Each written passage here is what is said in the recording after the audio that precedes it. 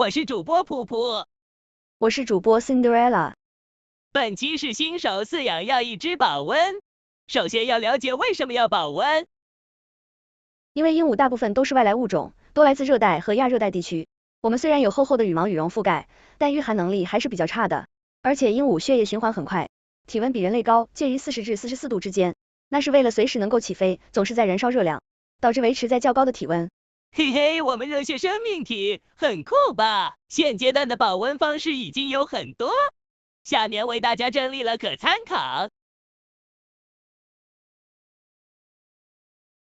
建议有预算的饲主，最好入手保温箱。现市面保温箱多样化可选择。